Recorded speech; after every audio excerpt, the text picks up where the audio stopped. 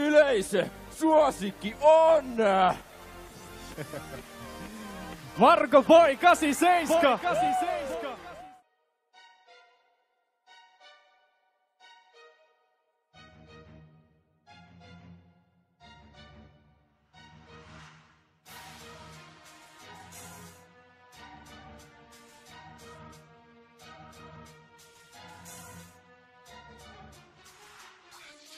Vuosi 2014, meno vitun dippi, elokuu ja tuppekoni, jippi.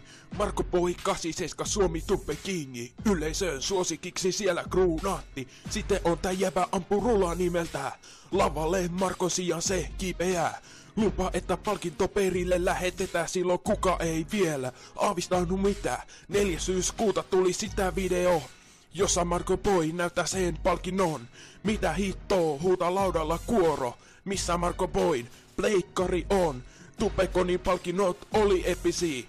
Järjestelmäkameran sai Viherahokin.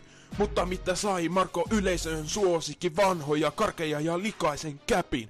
Marko Boy 87 kuningas on. Anonyymi Leguani äänesti voittoon. Ja kaikki yhtyivät yhteen huutoon. Missä Marko Boyn pleikkari on? Marko Boy 87 kuningas on. Anonyymi Leguani äänesti voittoon ja kaikki yhtyivät yhteen huutoon. Missä Marko Boyn pleikkari on? Vastuspalkinnosta ei kuka ottanut. Pleikka oli kuin tuhka tulee kadonnut. Joku väitti ettei sitä koska edes ollut. Ylilaudan nyymit tuumas. Ei vittu! Ampurullaa takapiruks tässä epäiltiin. Todisteitakin tästä kaikesta näytettiin. Oli myynti-ilmoitusta tori.fi. Ja sekin vielä pois sieltä otettiin. Mut palkinto oli kuulemma muualla, jonkun tuppekonin järkäriin huostassa. Eikä palkinnossa ollutkaan pleikkaa, mut nyymit kuitenkin varkautta veikkas kaiken paskan myrskyn keskellä. Idea on se laudan ylläpitäjä. Mitäpä jos myytäisiin kultatileä, saisi pleikkarin pullon tuoksuneen isäntä. Marko Boy 87 kuningas on. Anonyymi Leguani äänesti voittoon ja kaikki yhtyivät yhteen huutoon. Missä Marko Boyn pleikkari on? Marko Boy 87 kuningas on. Anonyymi Leguani äänesti voittoon ja kaikki yhtyivät yhteen huutoon. Missä Marko Boyn pleikkari on?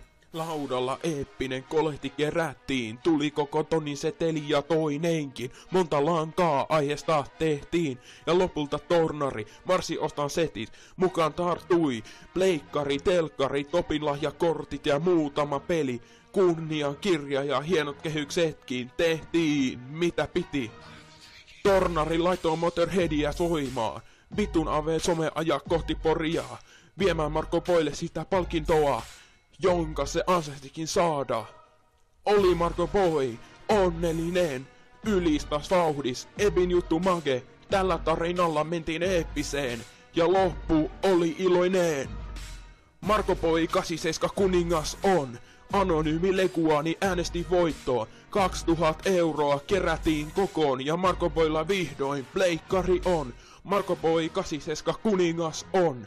Anonyymi Leguani äänesti voittoon. 2000 euroa kerättiin kokoon ja Marko Boylla vihdoin pleikkari on.